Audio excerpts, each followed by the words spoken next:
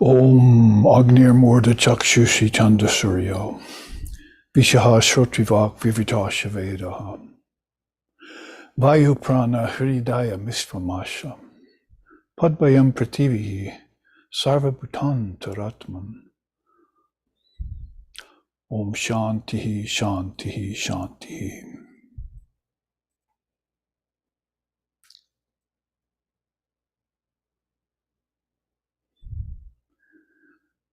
That one all-pervasive presence is the indwelling consciousness in all things. Fire is its head, the sun and moon its two eyes. The revelation of revealed scripture is its cosmic mind. The universe is its heart. Its arms and legs, the four directions.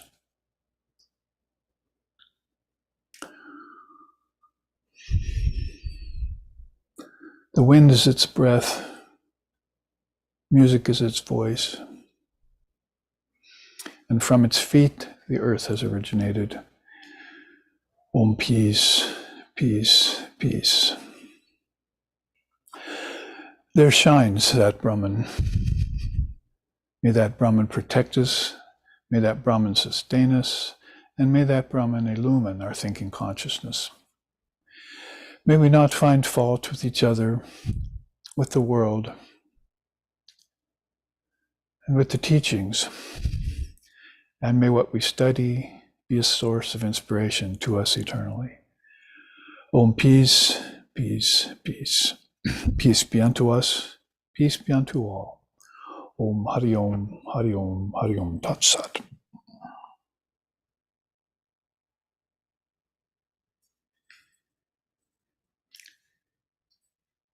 Welcome back, everyone, after about a 3 to 4 week break from our Saturday and Sunday events here in Hawaii.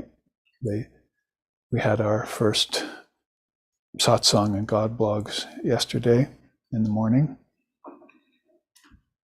and enjoyed having that schedule back, getting our injections of Brahmagyan that Vedanta gives us. And this afternoon in Hawaii, now that we're back, we want to continue on with what I understand is the 12th class in this series on the Avadhut, singing the Gyanamritam Stotram, or sometimes we could call it the Avadhuta Chalisa, because it's 40 verses. That's a Chalisa when you have that many. And it's taken from the 3rd chapter of the Avadhuta Gita to remind us, starting at the 3rd verse, going on for 40 verses, with that same old refrain happening after every one of those. Gyanamritam samo rasam gagano pamoham. So by now we probably have that ingrained in our memories, so we can say that to ourselves during our meditations, or even in the midst of life as we think back on the Avadhut's wonderful teachings that he's given us. So far, 30 verses of them we've covered. So here on the 12th class, we're starting into the 31st verse. So I might as well sing that straight out so that we can take 31, 32, and 33 today.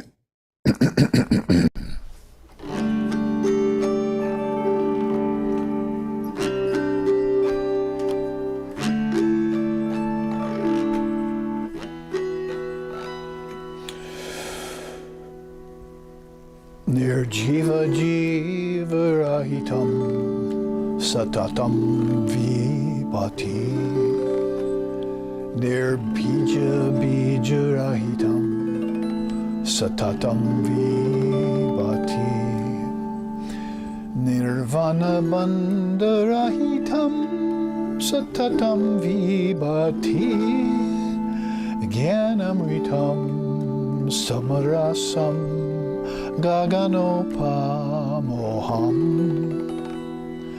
sambhuti varitam idam satatam vibhati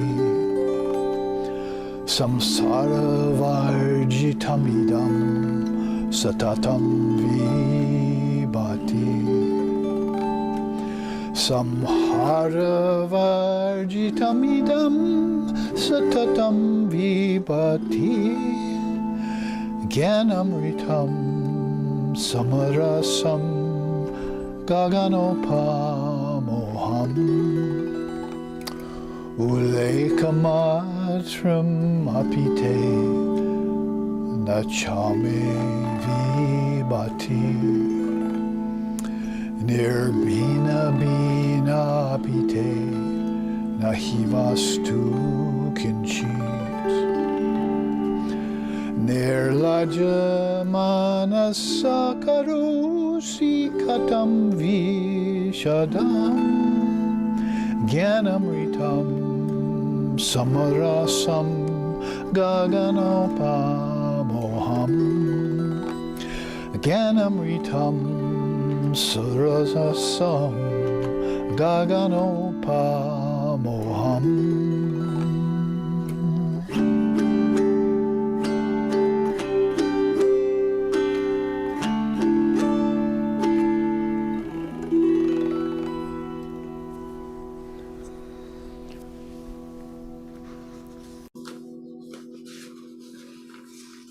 Which translates into English in the following way.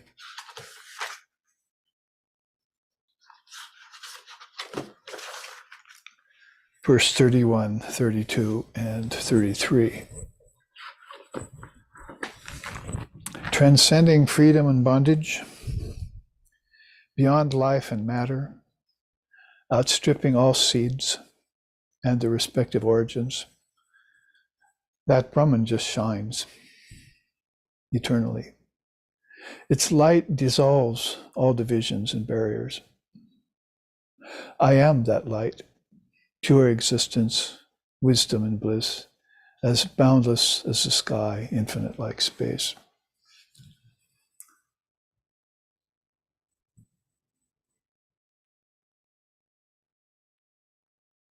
Do you really have any self, possess any names or forms, even to the extent of illusion?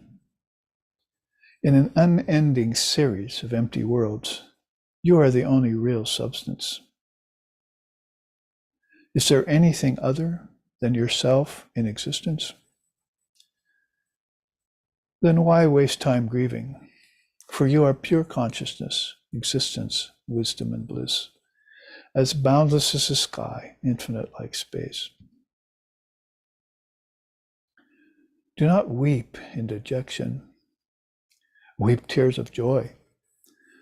For you, there exists neither old age nor death. For you, there is neither birth nor its sufferings. In you, there can be no real disease. For you are pure existence, wisdom, and bliss, as boundless as the sky and infinite like space. Om, peace, peace, peace.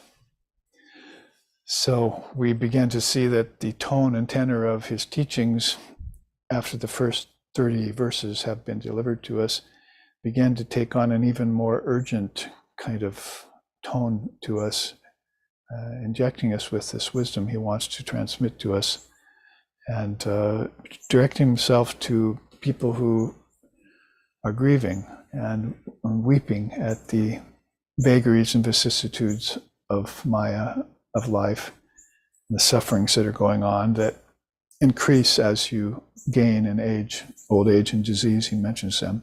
I'll show a chart on that and look at the origin of disease and how to rid yourself of it in the mind first, where it starts, and then that will keep it from rising in the body. That's called psychological immune system, we call it in Vedanta, where you offset these seeds he just mentioned, outstripping all seeds and their origins. So the seeds and their origins are for disease are in the mind, like everything else. And so he's learned that secret, and now he's applying himself to a perfectly yogically healthy lifestyle all the time. And finding that secret, he wants to submit that to us for our consideration.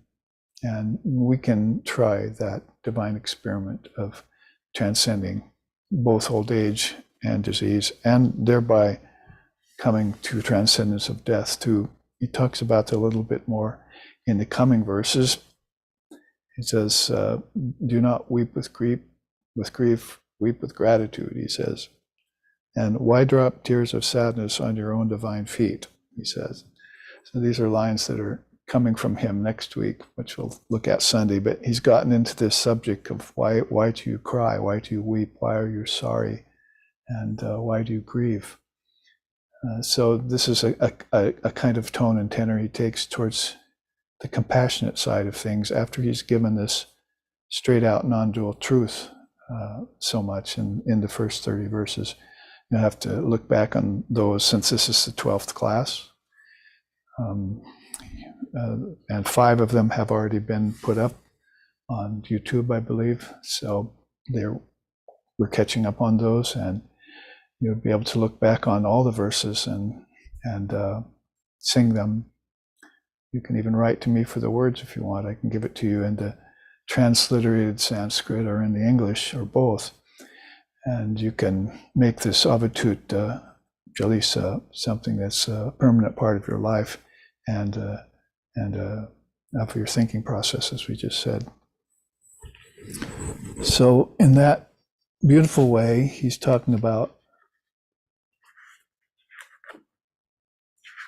coming up out of this depression and dejection that we see so many people affected by nowadays when we look out. Now, you might not remember 4 Sundays ago, but I had told you that we would start out with this chart on the third eye, because he had come on that and mentioned it in verse Sloka 30.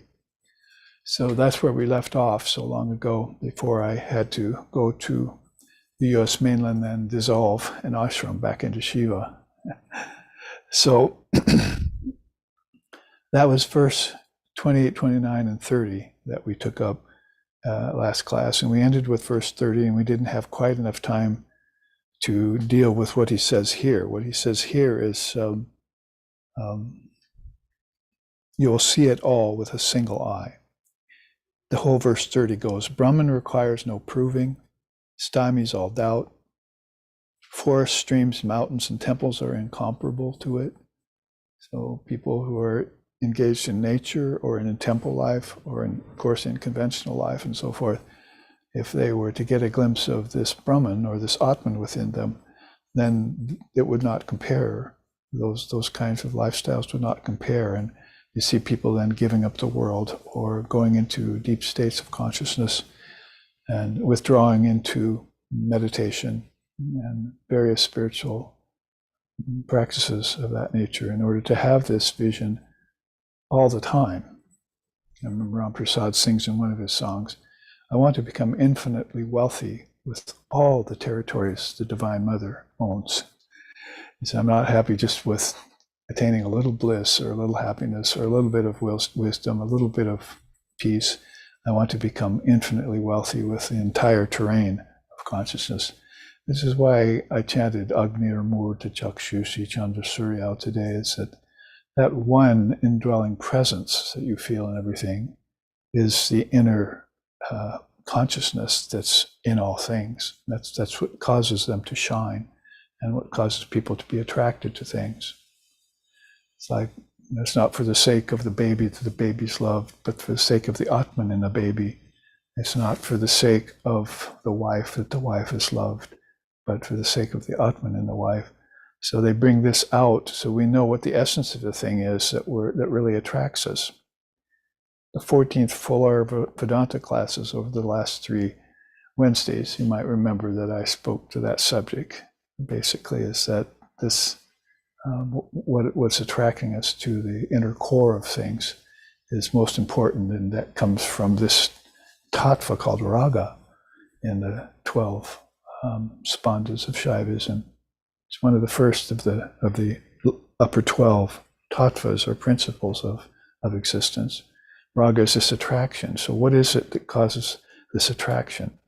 Ultimately, Avadhut's saying this is the presence of the Atman in everything that shines. It's incomparable. Everything else can't touch it. Nothing can compare to it. And he's gone on about that. Even the gods that you're attracted to, they merge into that. Everything is soluble into Brahman, Sri Ramakrishna used to say. That's that light of pure conscious awareness. So he says, with a single eye, one will see it pervading everything. Pure, unaffected, ever stationary. I am pure existence, wisdom, and bliss, as boundless as the sky and infinite like space. So that's what we want to start out with, not 31, 32, and 33, which I just sung, but we want to take that last little mention of you will see it with a single eye. As Krishna says, ut kramantam stitim vyapim bhujanam in the Gita. He says that nobody sees me unless they possess this jnana chakshu, this eye of wisdom. Others, they see me not as I come and go. So then I can direct your attention here in the room and to those who are watching from afar on their computers to this chart that I put together some years ago that had every reference I could find in different religions of the world to the third eye. Now, it's a kind of esoteric thing that in the West, at least in America, we might think of even as far back as the 60s, where people were putting posters with third eyes, goddesses with third eyes and gods with third eyes and so forth on their walls, and kind of got caught up in this sensationalism around the third eye. But to come to find out that it's got valid teachings around it, authoritative teachings from in all these different traditions, and that it probably originated there in the Gita with that mention of the jnana chakshu, the eye of wisdom. So if you're thinking Kundalini system all of a sudden, then you know that this is called the Agya chakra. And then when that opens, then they say that, of course, you're getting spiritual vision of a very deep and profound and probably rather formless type. And like the ocean of light might come available to you. Vishoka Jyotishmata. That's how the father of yoga, I brought that chart today to show you. That's how the father of yoga talks about it. It's one of the ways to master your mind is by concentrating on this sorrowless ocean of light. Vishoka means no grief. So he's just said this, why are you grieving? Why are you crying? Why are you weeping? This ocean is inside of you. Go jump in. What's keeping you from turning back within? And taking a holy bath there, just like you would go to the Ganges and make your ablutions there. So all of this comes from this point about the jnana chakshu. If we go to the original Sanskrit, that's probably the first mention we'll see of it, and the Kundalini teachings then would begin to make their appearance from the Muladhara to the Sahasrara, and the Anahata in the middle. You have 3 below and 3 above, they say. And you want to unfurl your sail or uncoil the snake of Kundalini up the spine so that it can reach, so that Kundalini Ma could reach the heart center. From there, then, all the atmospheres are open towards speaking and hearing only truth, and towards then seeing a vision of the ultimate reality, that sorrowless ocean of light, if you want. And then in other religions, since I'm on that tract, let's just take the bottom half first to the various references I've found about the eye of wisdom. In Christianity, Jesus said, if thine eye be single, thou shalt know the truth. So I doubt that he just made that up somewhere. And it's possible he could have gotten it from India, because they say that the missing years of Jesus, that they didn't know where he went. and he was out about his father's business, that very, very possibly because the trading routes to India were going through there, he probably hopped on a ship and sailed and went to various places, and India being one of them.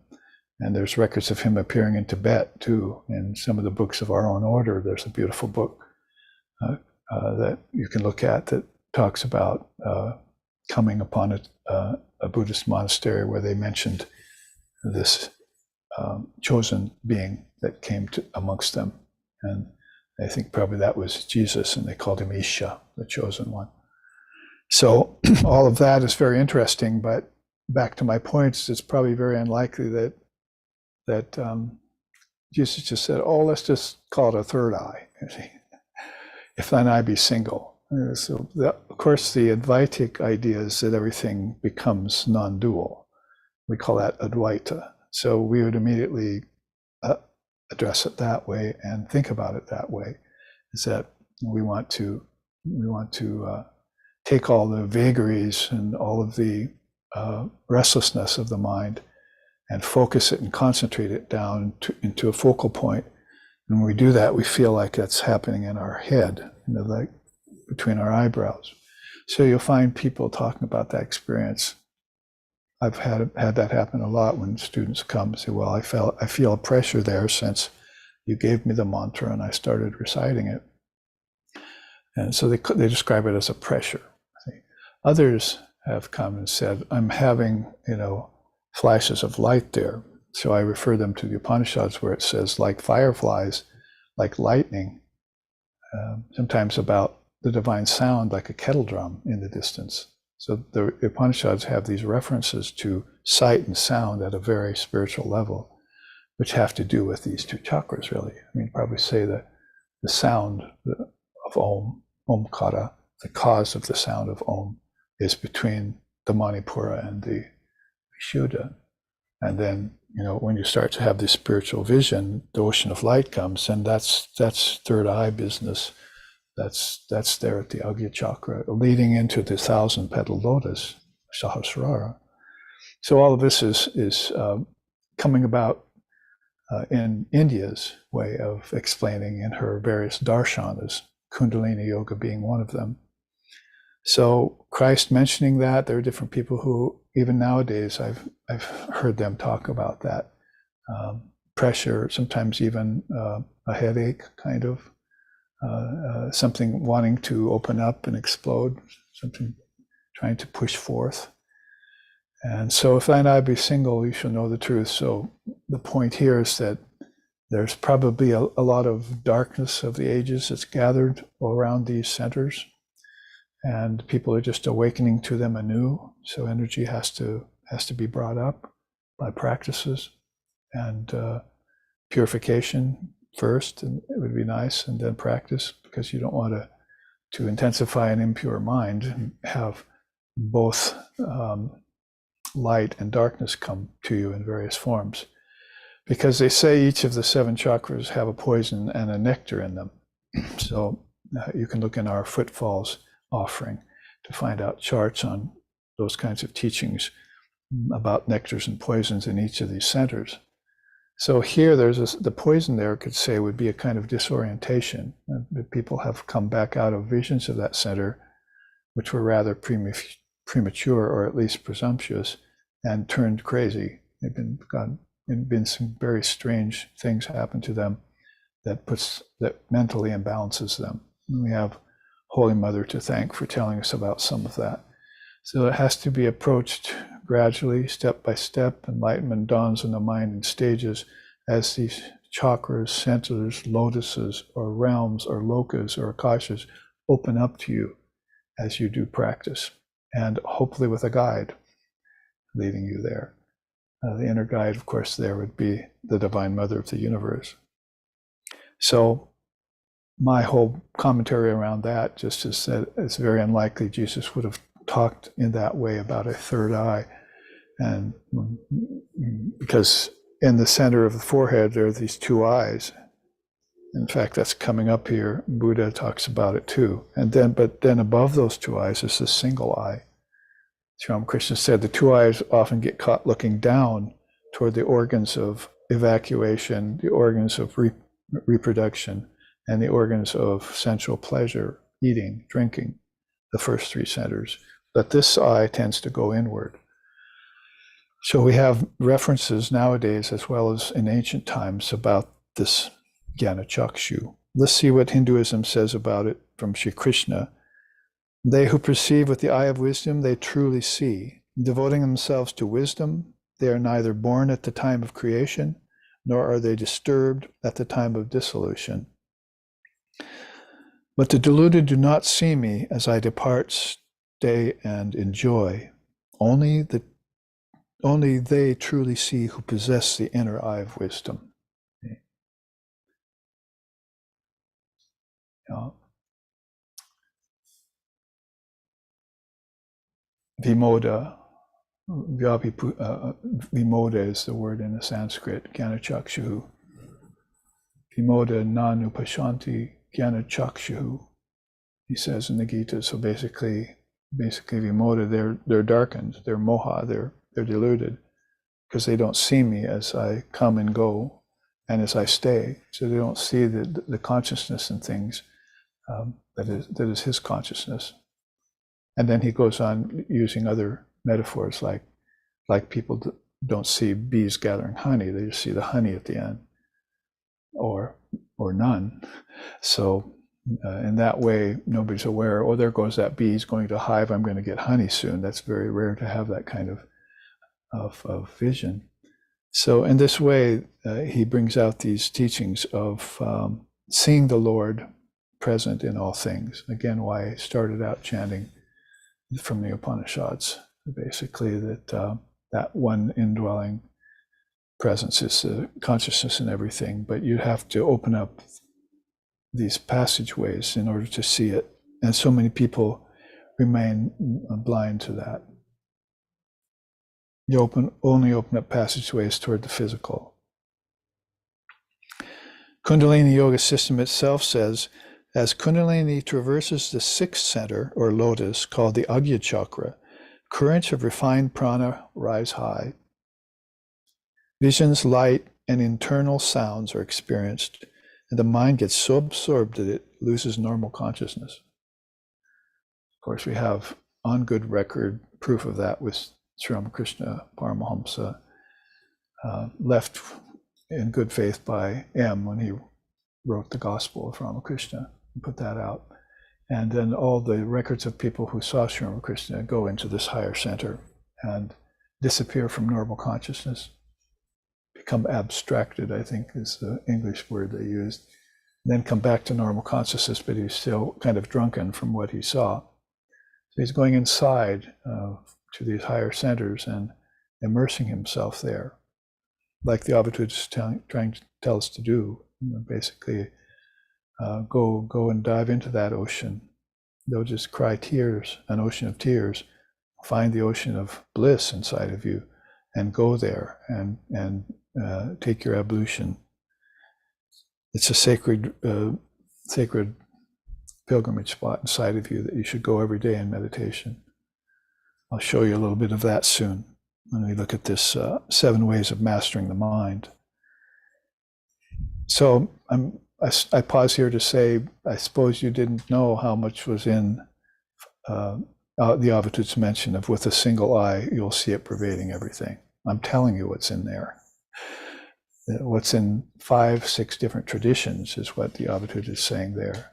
With a single eye, you will see it pervading everything. He's not making any bones about that. He's telling you the outright truth. And he's not making it up. Neither did Jesus make up a third eye. So this is the experience of these deep souls, and we're unwrapping it right now, what he said in verse 30, just to get you back on the same page as us. Buddhism says, I have the true Dharma hidden in my wisdom eye. The Shakyamuni said that himself, Lord Buddha. I have the true Dharma hidden in my wisdom eye. So I mean, it's very direct. You can say, I have a Dharma eye. So I have the true Dharma. The teachings are all hidden in my wisdom eye.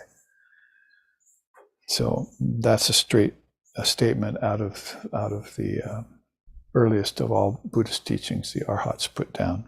The Dhammapada, it's called. Taoism, yes.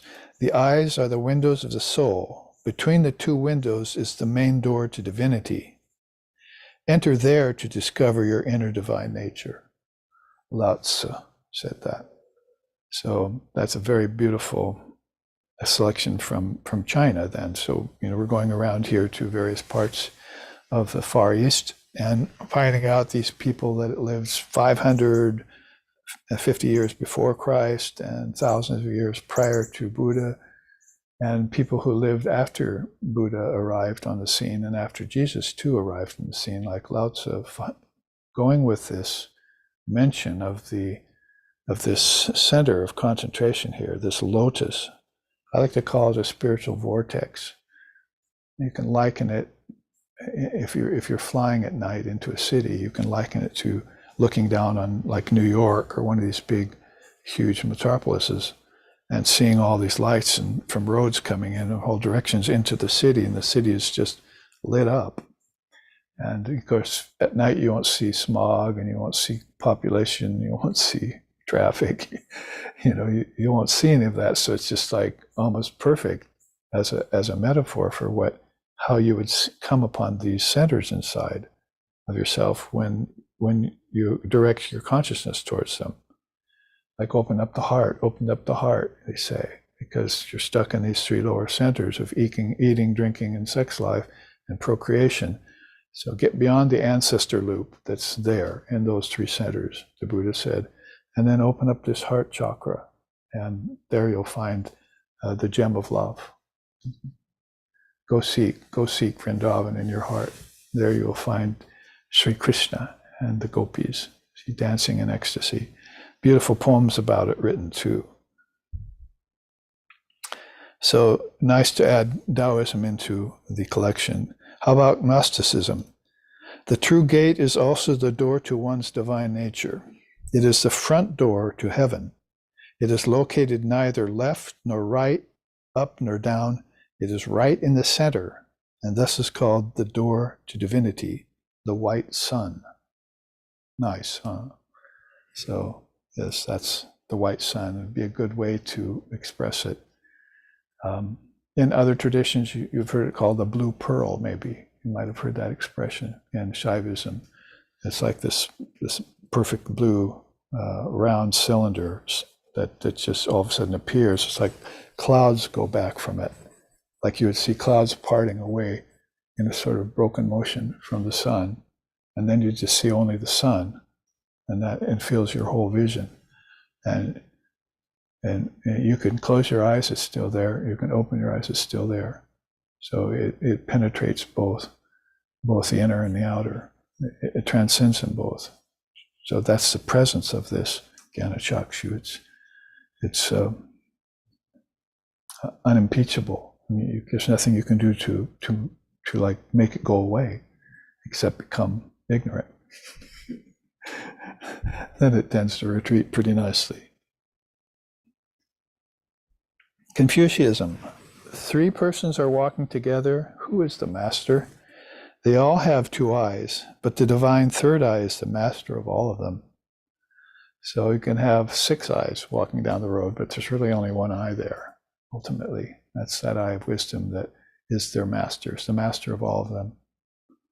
You might say with that analogy, basically, one of them's an illumined person, one of them's a practitioner, and one of them's still just a worldly person. But nonetheless, that one eye is existing in all six eyes. And one of them's aware of it. One's trying to become aware of it, and the other's not yet aware of it. So I might have misspoke myself earlier when I said I found all the references to the third eye. I meant to say meant to find all these references to these different religions, but there are many more inside of some of these. There are more references to it in the Gita. There's more references to it in other traditions too. I mean, in other religions too, that are listed here. Sort of playing that off against the two-eye scenario, you have this Shankara says something very beautiful about it too. So let's add the Advaita Vedanta into this list and see what he says about it. The world is nothing but Brahman, because Brahman is the only reality. See this always with your spiritual eye, and with an unraveled mind in all circumstances. For what is there to be seen here by the eye other than mere objects of the senses?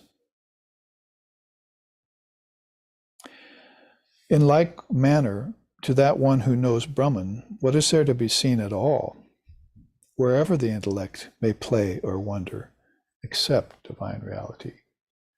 This is so convincing, the way a non-dualist will put these obvious truths, even to people who they're not so obvious to. If you walk up to him and you have a doubt about the nature of Brahman, he says to you, the world is nothing but Brahman, because Brahman is the only reality. There's really no wiggle room there. There's no way out of his statement. And he's saying it with authority based on his own experience that he's realized. Then that'll take away all your doubt right there. Might come dancing back later when you go away from him. Say, what did he say again? And you have another question, you go back and challenge him. But basically, when you're there and those statements are being made of that nature, they tend to not only take your breath away, they take your ignorance away, at least temporarily. So here's these other sets of inner senses that we want to play off against this third eye, just to give more validity to the presence of the Jnana Chakshu. You can see there, 1, 2, 3 down the left column. We see and we utilize the gross senses, smelling, tasting, seeing, feeling, and hearing. Seeing is one of those. We see and utilize the subtle senses, odor, flavor, visibility, tangibility, and audibility. Visibility is one of those. And we see and utilize the causal senses, solidity, liquidity, luminosity, homogeneity, and all-pervasiveness. Luminosity being one of those. So if you were to put the eyes into the sets of fives, like in Samkhya philosophy, or in the Alambanic meditation of Patanjali, then you'll find out that seeing, visibility, and luminosity are at 3 different levels. You see at 3 different levels. And this is by way of explanation that you get closer to your true sight as you pass through these 3 sets of 2 senses. When we say solidity, liquidity, luminosity, it's just by way of explaining that those are seeds. These 5 are seeds, like in your deep sleep state. So you can connect them all together. And we have done that on graphs and so forth in certain charts. But the causal senses then, not mentioned very much, but it's a way of saying that all of these 5 are the seed state of all of these others. See, from causal to subtle to gross, everything comes out. From seeds to thought vibration to actual physical manifestation, and then go back to seeds again.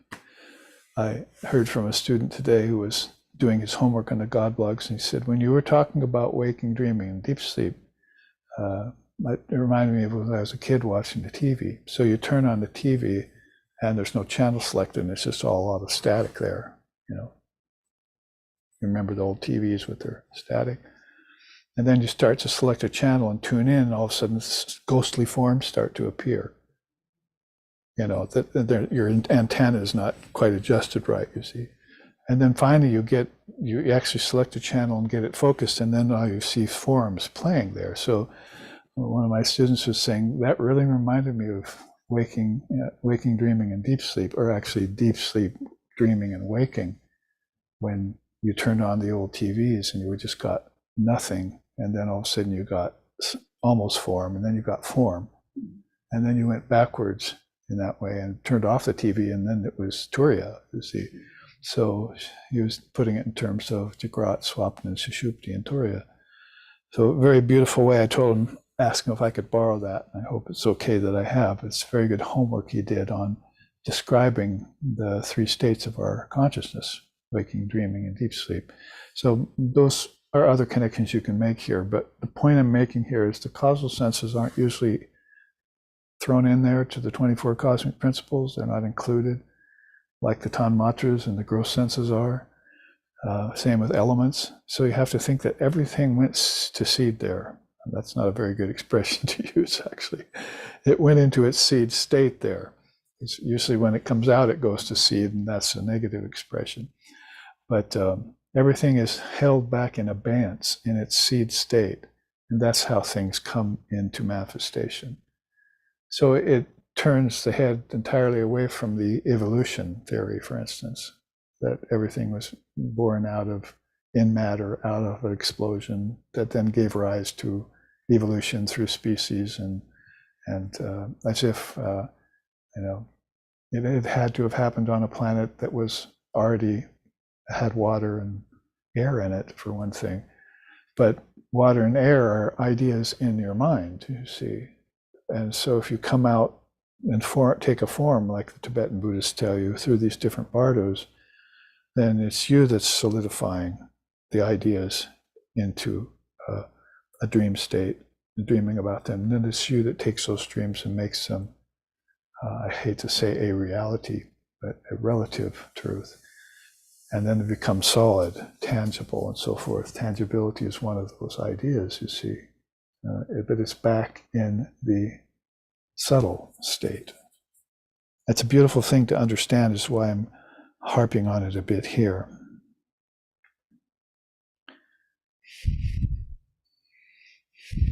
There are three types of seeing, too, you find in the teachings on the right-hand column there. Avinashantam. Avinashantam sees reality as imperishable. Really, that it doesn't undergo decay and death, as the Avadhut is just saying here, because it's imperishable to begin with. It didn't have a birth. It didn't come into existence. It was always existence itself, is again what he's saying. I am pure existence, pure knowledge, and pure bliss. You have to listen to those words and try and comprehend what he's saying by that. I am pure existence. So he means something that was there all along. It didn't have a beginning, doesn't have a birth and a death. And then you have to meditate upon that. And as Shankara said, pass your time contentedly and be free. That's called Avinashantam. And then Sarvantra Samavatishtam. Sarvatra Samavatishtam is seeing reality dwelling equally everywhere. This is one of Swami Vivekananda's favorite things. He said, I believe in Samadarshitwan. I believe in the same consciousness existing in everything, in quality and quantity. But the vehicle that it's being expressing through is not as refined as others. So that's like my teacher used to say, light shines poorly off a rock, better off a leaf, better off a lake, and better off a mirror. So those things are all elements, and the light is hitting them, and they're not able to comprehend the light. In order to shine it back to you, a rock can't do what a mirror does. So it's the vehicle itself that has the limitation, not consciousness. See, so that's another very Advaitic principle to understand, because people trip up on that, especially intellectuals, trip up on that. Then we have what's called Prakriti Karma Kriyamanani. You see that nature performs all action while the soul remains actionless. And so that's another degree of realization of the Avadhut. And it's, of course, taken most beautifully from Sri Krishna in the Gita, where he tells Arjuna, the Atman doesn't act. It's nature that's doing all the action. And your body-mind mechanism is a part of nature. Actually, your mind is also part of nature in the way India looks at it. The manas and the buddhi, the intelligence, are all a compartment that got formed in nature. And you can see that makes more sense out of the cosmic principles when you look at it that way. So really, to conclude all of this, the three types of eyes in sets, the three types of seeing, and all of this gathering of sight and light by in this chart, we can summate it here by saying, or repeating what Sri Ramakrishna said. The eyes are in the center of the forehead, but their gaze is always fixed on the three lower centers where eating, drinking, and sex life are enjoyed. So this would be both a statement of fact, unfortunate fact, and then also an instruction to raise your consciousness. Go ahead, shift your consciousness to a higher state, higher thinking, higher acting, higher conception. If you're dreaming, higher and better dreams, Vivekananda said. Whatever it, don't be satisfied with the mundane, the conventional, and the gross and quotidian level of consciousness. Consciousness is, as he's telling us here, is vast and conditionless and full of bliss and full of wisdom. That's the kind of consciousness you want. So that's finishing up last week's, which is about 4 Sundays ago, class. I think we can go straight to this 7 levels of mastering awareness. One of these, maybe several, have been taken by the Avadhut. Who knows how he became an Avadhut? We know that the Avadhuts, as I was saying 4 weeks ago, were great souls that are just like Paramahamsas or like other classes of realized soul. They get together in sects, and usually many of them wander, but they have places where they wander to where others are gathering like them, like the Nagas, the naked ones. They wander naked through the world and smear themselves with ashes and so forth. So their mind is always fixed on the formless, what's beyond name and form, time and space, and the experience of consciousness rather than the experience of limited consciousness through things like senses, body, and prana. But the actual ultimate essence itself.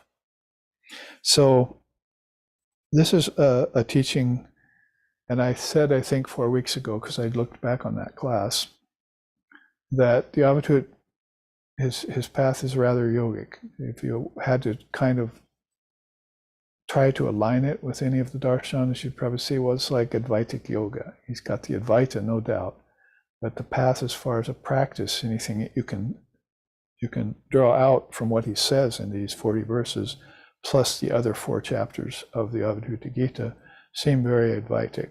In fact, they're called a revealed scripture.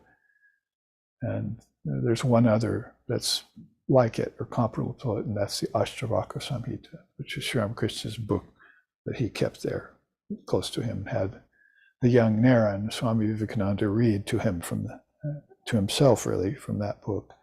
But so if you could align the Avadhut with any kind of a darshana or a practice, you'd probably say he got there by yoga.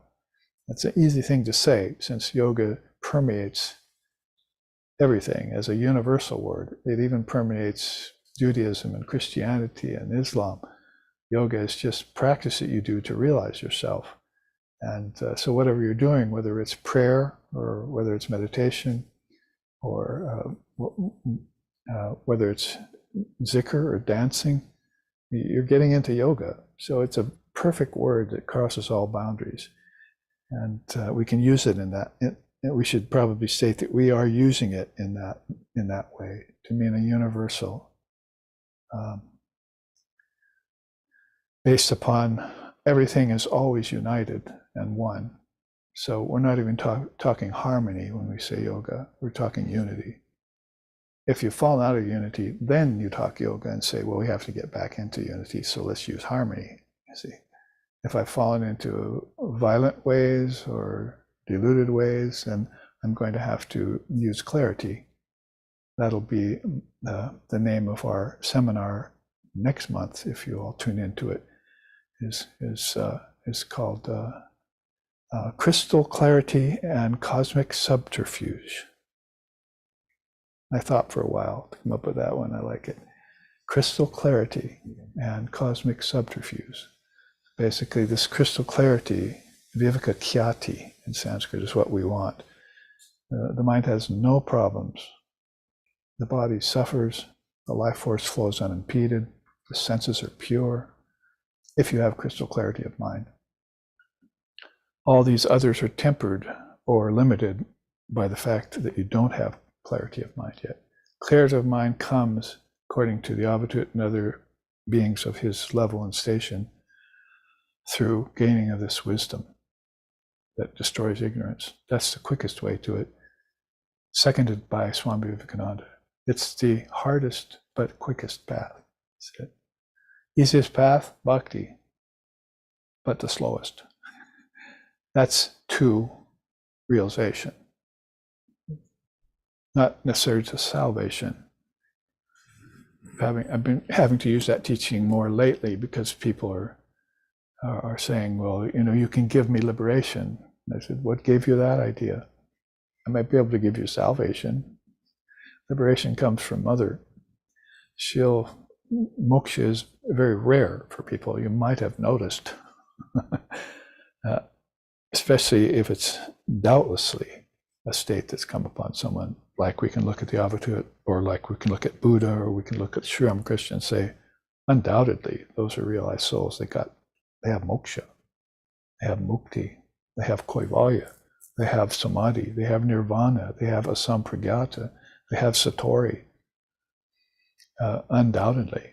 So, but for the rest, you have to say, we'll wait and see about that, see, including yourself. So that's this state of highest freedom that's actually and ironically always in you and always there at hand, but has to be realized. You're not illumined until you realize you're illumined. And that's the final word on it. So back to my point, you take to yoga, and we say that Avadhut has signs in his slokas here that he took to some kind of practice to become an Avadhut of this highest class, that he could put out 4 chapters like that, Avadhuta Gita, that just stun people. I didn't, maybe next week I'll just bring my copy and just read you the first 3 slokas and see if you're just not, absolutely focused all of a sudden. Like it took everything else in the world away from you just to read these first opening slokas. Why didn't I ever think of that before? And why don't I think of this more often? Why don't I go home right now? If I'm not feeling quite myself, just open that, read 4 slokas. I'm better now. You see, it's like the best medicine for what ails you, which is what he's saying here. Do not weep in dejection, weep tears of joy. Do not weep with grief, shed tears of gratitude. Do not drop tears of sadness on your own divine feet, because you are birthless, deathless, free of disease. I'll show you that in a minute. Let's look at these 7 methods of mastering awareness. First, 4 refinements. Cultivate freedom towards those who are happy, compassion for those who suffer, appreciation for the virtuous, and indifference towards the non-virtuous. The mind thus becomes pure, and purified, it attains stability. Now that you could tell to people who ask you for liberation. Can you give me liberation? I can give you the parikarmas. Now you get your own liberation through that, because you have to make your mind stable. And Krishna is saying here, this is how you make your mind stable. And Patanjali is repeating that teaching. The 4 parikarmas are very famous. Anyone can do this as a spiritual practice. You don't have to have, a great teacher and a spiritual transmission and be qualified. Anyone can do the 4 parikarmas, and you should, because that, he says, begins to pure and purify the mind. And you all of a sudden feel yourself steadfast. It's almost like a version of the 4 yogas in miniature, isn't it? Vidarana is conscious and even breathing. Oh, well, here's another thing everyone can do, and they could do it, and it would benefit them right away. It's just to start and inhale slowly, hold your breath, exhale, and hold your breath again. It's actually 4 movements to it. You can do it with a mantra. Probably go to your teacher for that practice. You don't want to overdo it because there's no substance more powerful than oxygen in the world. It's clarifying, crystal clarifying. Oxygen will clear your body and senses real quick, and it'll get your prana right. And all of a sudden you'll say, oh, I feel so much better. When you went to the doctor and took pills, it didn't happen. But when you breathed, all of a sudden you felt great again, you see. That's unless you have some real serious ailment. And we'll look at that in a minute too, the origin of disease that he mentions in this verse. So I'm going on here with verse 31 and 32 and 33 about how he can make these statements about light, the light he's attained. So Vidarana, as an aid for establishing greater stability of mind, the practice of the expansion of the breath and the prana is duly recommended and utilized. Om apiyantu mam vani vak pranaschakshu shrotra matra balam indriyani cha sarvani. The peace chants say, see, may my body be healthy, may my life force flow unimpeded, that means breathing. May my mind expand in its capacity to know Brahman. Expanded mind. All the way up to here, expanded mind. Vishayavati pavritti, contemplating objects. We're so glad to have found this in the Yoga Darshana. It's how do they say, brilliant to have thought this way, the father of yoga. These are all the father of yoga's teachings, Patanjali. And this is his system of 7 methods of mastering awareness. It's in the Yoga Sutras, Patanjali system. So to think that someone came along, 140 years after Jesus and said, in India, and said, we have to actually start meditating again on earth, air, fire, water, ether, and tasting, touching, hearing, smelling, and seeing. We've fallen away from nature. We want to know what it is again. We ought to reconnect with it. Then this is what we do. We start contemplating objects which are made of nature with a mind that's also been fashioned in nature in order to get beyond nature, Kaivalya. That's another great teaching that Patanjali gives that he got from Lord Copula from the Samkhya system thousands of years earlier. So by focusing the nostrils, the tongue, and the palate, perception of the on the nostrils, tongue, and palate, perception of the subtle nature of smell, taste, form, touch, and sound occurs. What a novel idea that I should actually concentrate on my senses and what they're doing rather than just give them free rein. It's like controlling the 5 horses of the chariot, right? Instead of just letting them go each their own direction and the chariot comes to ruin. So you actually concentrate on the functions of the senses and direct them. You're in charge. You're the charioteer. If this happens, celestial bodies and objects are also known by this special concentration. Via this method of direct experience, doubt is dispelled. The teachings of the seers and acharyas get accepted. The gateway to wisdom and samadhi opens. Well, that sounds like good advice and something that we should probably take seriously. Vishayavati pravritti. We ought to start contemplating on objects. If you want to call it becoming mindful, you can do that. But it's deeper than just surface mindfulness. It goes into the nature of objects, which trace you back to teachings like the senses, where they originate in the mind, and what your brain and your mind connection is. And the breath that you just did, that woke up your prana, that connected them, right? I'm not able to get to my mind. I can't reach my brain. You see, like one kid came out of the bathroom once and said, I can't reach the soap. So lifted her up. She got the soap off the sink and she could wash her hands. But people who can't reach their brain are adults that are devoid of prana. See, they just have to breathe, connect the prana one thing to the next, and all of a sudden they live again. A breath can do that for you. People prove it all the time. They just don't continue on with the proof. They're happy for one breath's relief from suffering, and then they forget to breathe again the next time it all comes around.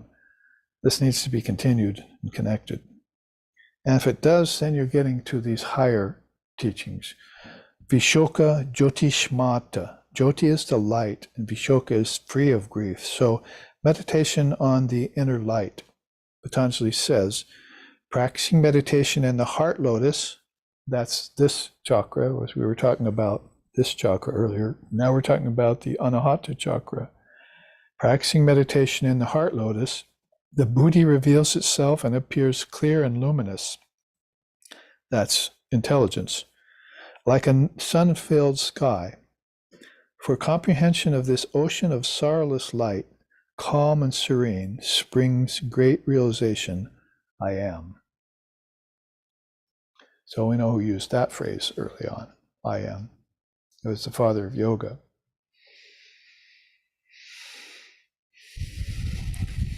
So there, again, you can see that these are not necessarily out of order. These, I think, basically are, as they appear in the sutras, are easier to middling to higher, and easy to difficult to more difficult. So, meditation on the inner light. When I've given this teachings before, and I look at people at the end, they say, most of them say, I like that. They want to meditate on the ocean of light. I've heard that said so often. Number 6 is Svapna Nidra Jnana Alambanam, recalling your dream experiences. A little bit more involved here. So that's why I say it gets a little bit deeper. And he says about it, the yogi who attains the state of stability of mind when he contemplates in profound meditation the states of dreaming and deep sleep. So he also attains this state of mind that is attained by these other methods, is the meaning, because these come in a row in the Yoga Sutras, and there are very few words about them, which is good. If you concentrate in profound meditation on the states of dreaming and deep sleep, then this is one way of awakening your consciousness. I would say it's probably aligned most with becoming a witness of waking, dreaming, and deep sleep. You must be free never to dream again. Who said that? I did last week at God Blogs. Be free to never dream again. And I also said at the same time, don't follow your dreams. Wake up from your dreams. So this is a new level. A new way of saying it, people who are following their dreams, all the way to animated cartoons and into various patalas and so forth. No, now wake up from those dreams. That's the whole point of dreams, is to wake up from them, not to have them. It's just like this waking state is a dream. You're having that, aren't you? And how's that going for you? Is that satisfying you? Or does satiation ever come? Or is it also bringing pain and suffering with the pleasures and enjoyments? Have you taken stock of it? Go back and practice your waking, dreaming, deep sleep meditation to see about that. And recall these experiences, and then make a conclusion about it and make a stance. Take a stance. See? Miss number 5. Huh? Did I miss number 5? Okay, let's go back to 5 now. Vitaraga Vishaya Chitta. Even the words ring of great truth. That's contemplating divine beings.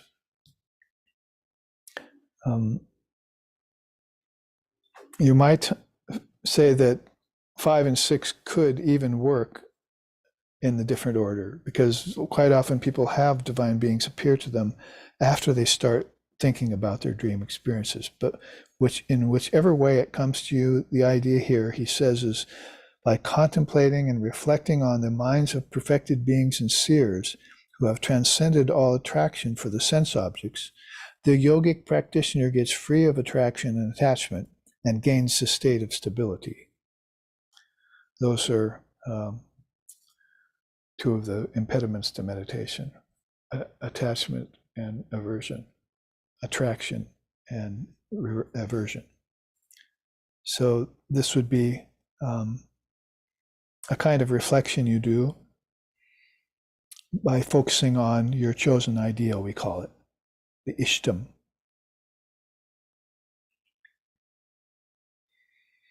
So if you were to concentrate on a perfected being,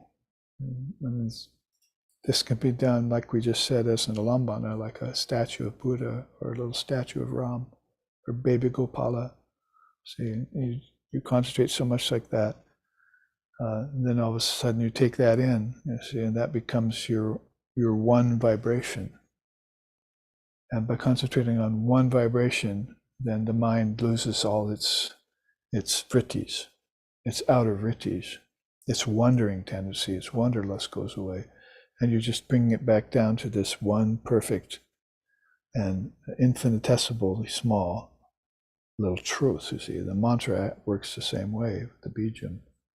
If I can just say the bijam alone, like Om, Om, Om, then it tends to take away all the vrittis that are at odds with each other in a confused mind. And it tends to take a mind that's already focused in a deeper way, because then it gives it a third eye place to concentrate on. So if you want to connect this in, it's pretty soon then your concentration is going inward and deeper, and you're coming up the centers, and pretty soon you have this one light to look at, like in my eye surgery a couple days ago. See, I got a cataract removed, and the doctor just wanted me to look at that light. I just look at it for 20 minutes. I just looked at it. I said, "That's not hard, doctor. I'm used to doing that." So that's what you do with this consciousness, with the mantra, with the bijam, or with the image, the divine image here, is you just sit and be ready to focus on it for a long time without any break. Try that.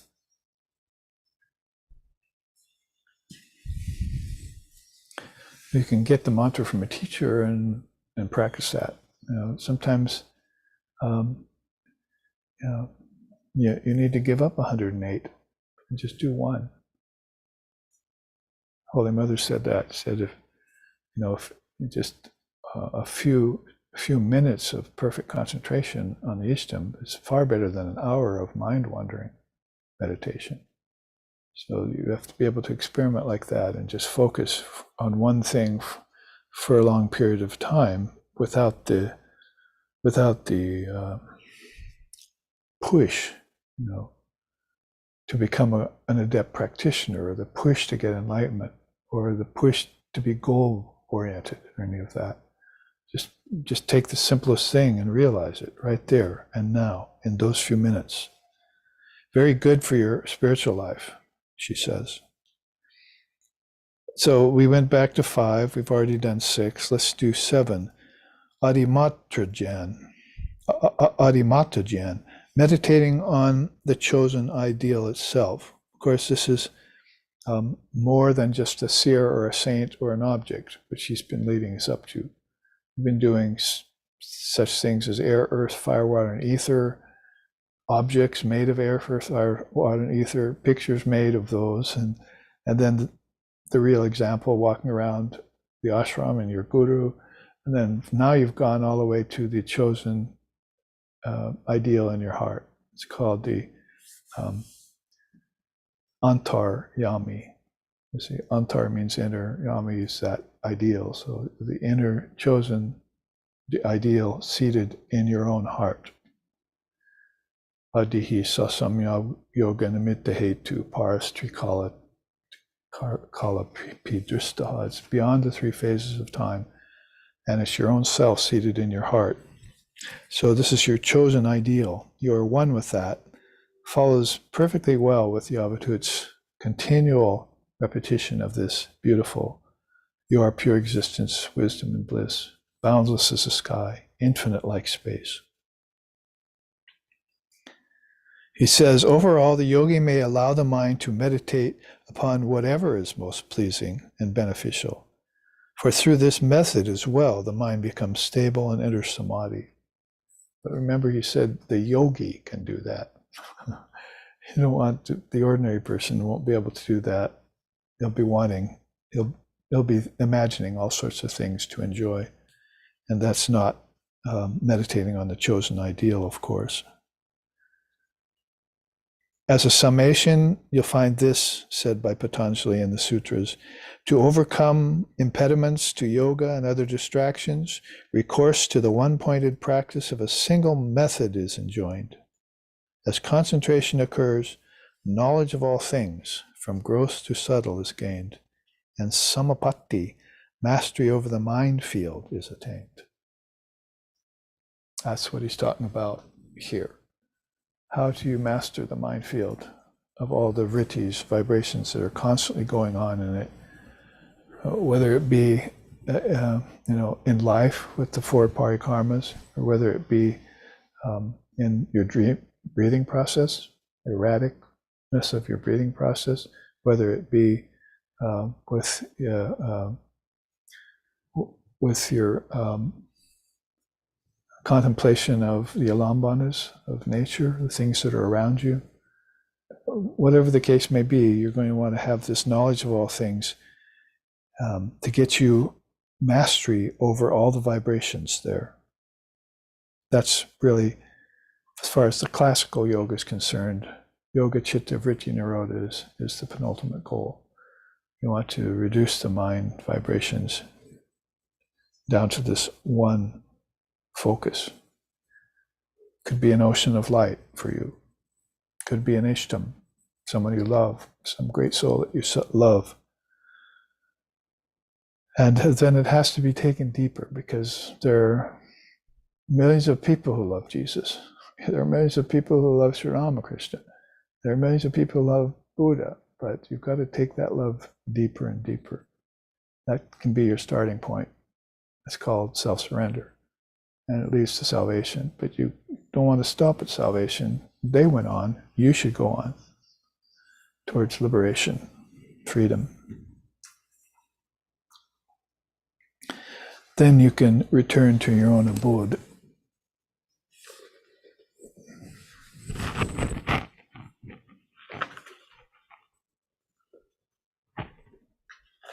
Somebody asked me about that song recently and asked me if I would sing it. And I said, no, I don't want to take that time, but I can sing a little of it.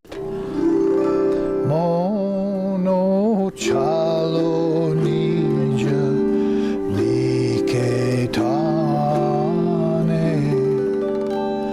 Mono chalo nija liketane. Samshara Videshirveshe Brahma Kino Akarane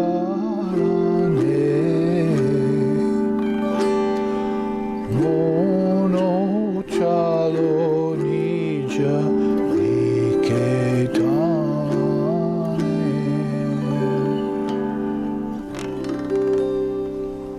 O mind, return to your own abode, your eternal home. You are a foreigner in this foreign land. Why do you roam about aimlessly with no real purpose? The 5 senses and the 5 elements, all these are different from you. Why have you become senseless in your attachment to them and to others, and forgotten your own true essence? O mind, set yourself on the path of truth and walk every moment, lighting your way with a lamp of devotion. Secretly and with great effort, keep the riches of your good deeds with you for sustenance and provision. Greed and delusion, the highway robbers on the road of life, rob all travelers of their belongings. With great care, keep the 2 sentries, Sama and Dhamma, inner peace and self-control, to watch over you. There is a roadside inn known by the name Holy Company. Take refuge there if you are tired and weary.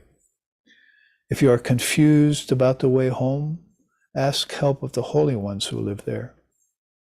If you get frightened along the way, call on the king of the land with all your heart. The king has great power over that path. Even the Lord of Death is afraid of him. Mono chalo nija liketane.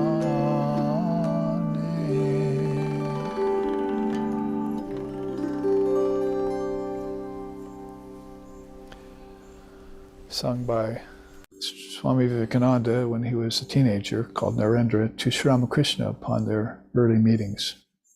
It's the first song he ever heard Naren sing. I hear you have a good voice. Sing me that song. So it was very symbolic. Return to your own abode, your eternal home. He had to come back to Sri Ramakrishna, even right there in Calcutta in that time. And other great songs were to follow that they would compose themselves. So we have looked into the Avadhut's verses on the third eye and on the mastery of the mind that he talks about here in these three verses. He also talks about, to remind us, there exists neither old age or death for you. There is neither birth nor any suffering for you. There can be no real disease in you, because you are pure existence, wisdom, and bliss. Boundless is the sky and infinite like space.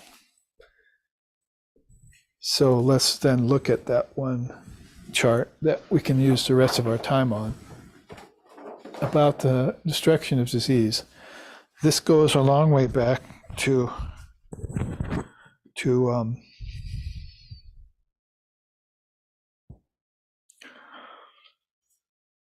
Yoga Vashishta, that is Lord Vashishta's time, when the great avatar Ramchandra, himself still in his teens, went to, and the beautiful son of King Dasaratha and the beloved of Sita, went on pilgrimage, just like Buddha was to do some thousands of years later, leaving the king's palace.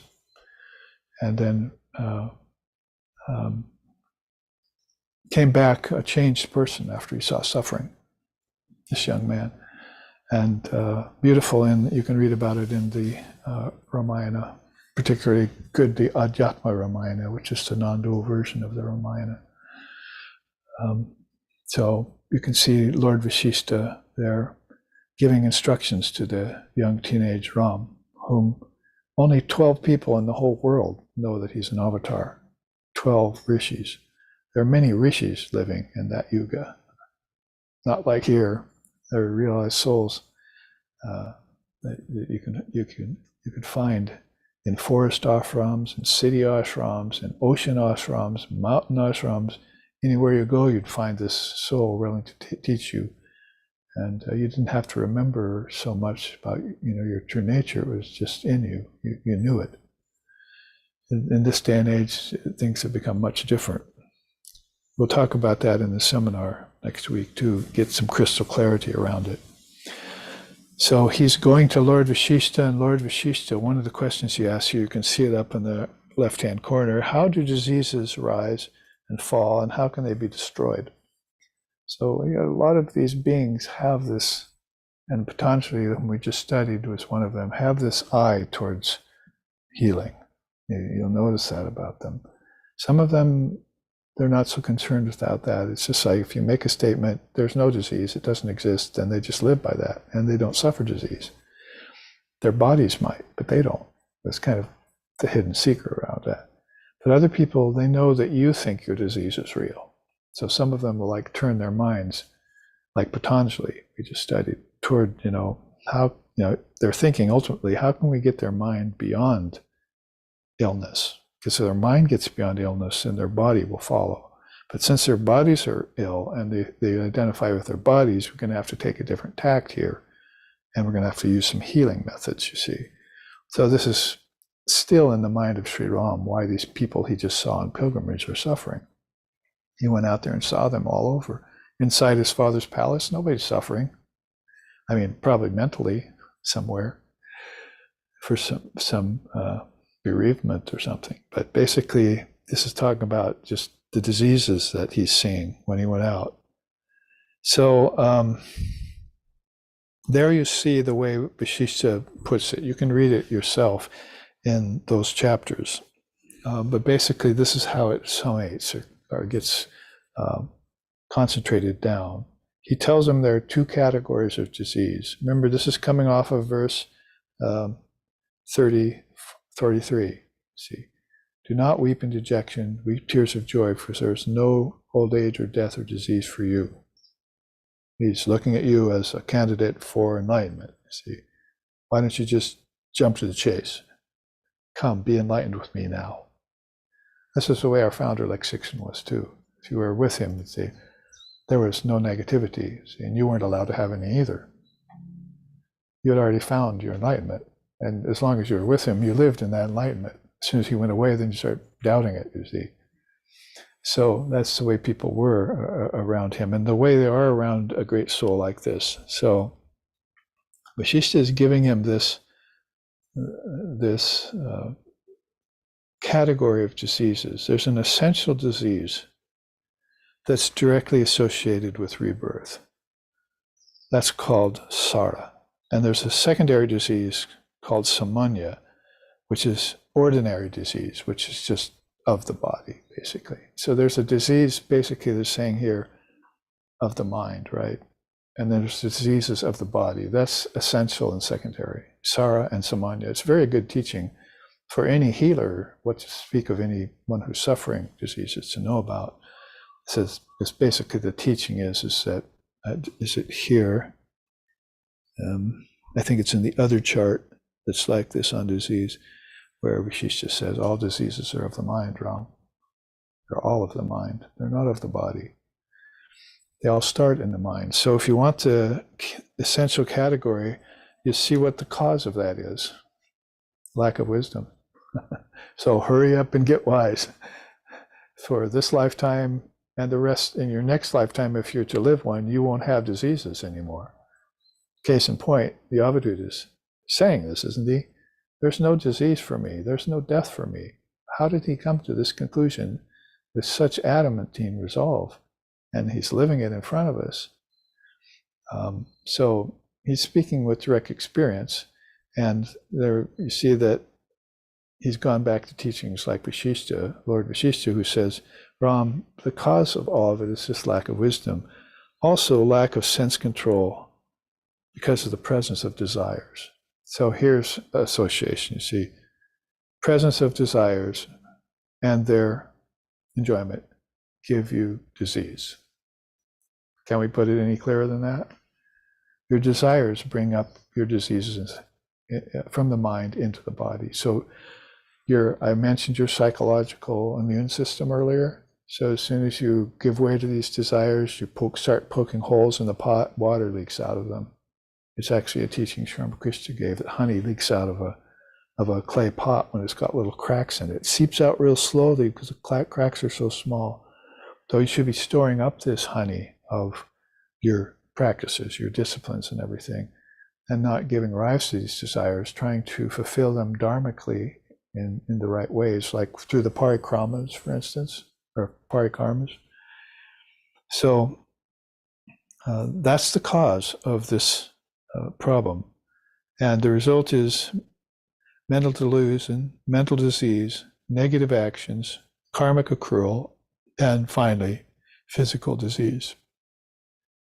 The whole cure for it is Atmagyan, which we don't get. Sorry, you can't have that in this day and age, in this country, at this time, because nobody has it. You go looking for it, you have to find a guru hiding out somewhere who could actually transmit to you Atmagyan the way Sri Ramakrishna did to his 16 disciples in this age. What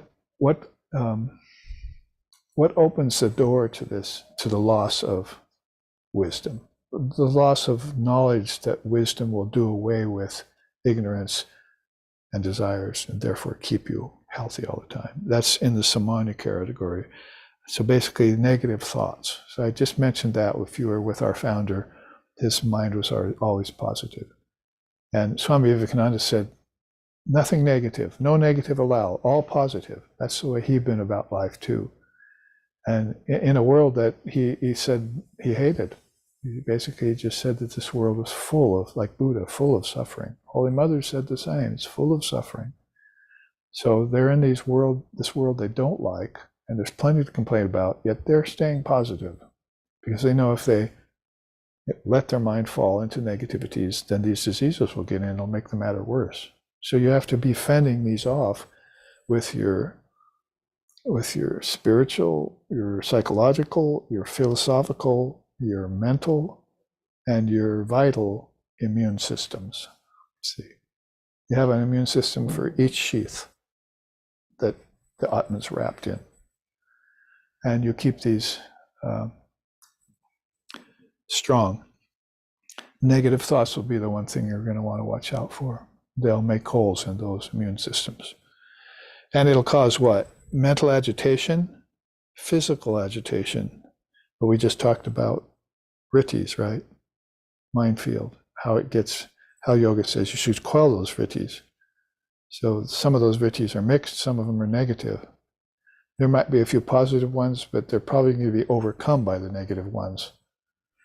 That depends on your mood, day to day, and your gunas. Your prana gets arrested. There's an uneven pranic vibration. The vrittis again, weak nerves and body and joints. The food gets tainted, energy from food gets poisoned. So you're going to want to be working with this basic element of food with positive mind. No negative thoughts around it, and no crying tears of grief. When there's the Atman sitting there in all its bliss, crying tears of grief. That doesn't make sense. The cure, thought purification, mantras, and medicines. And as we end here, you can see the final quote formula here. Mantra given to you by the teacher is utilized in life and uttered over food. Then service of the wise ones occurs, causes life to vibrate with divinity. And then you're doing positive meritorious actions which override all your negative karmas. That means from the past to not just the ones that you're committing right now. Those aren't that difficult to neutralize by good action. But there are karmas that are very hard to see in your past lifetimes. Those are coming forward out of the woodwork, out of nowhere. And those can upset your spiritual balance in your path. So, and they can cause diseases, more karmas on gloom on top of gloom if you follow Vivekananda's way. So food taken in this beneficial state of mind produces perfect health. The opposite is then also true. Food taken in a poor state of mind without this knowledge and these aids conduces to poor mental health, and disease comes. So Vishishta says here, through mental agitation caused by lack of discriminative wisdom, diseases rise. But by Atmagyan, higher wisdom, married to the mantra, they cease. May it be so.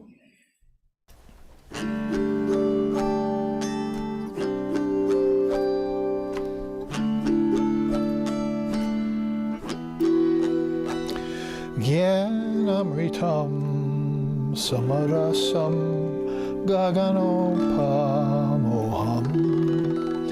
Jnanamritam samarasam gaganopamoham.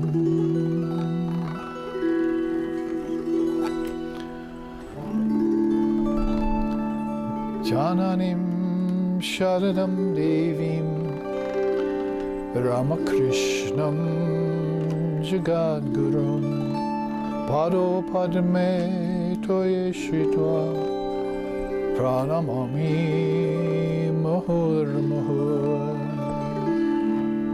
Jnanam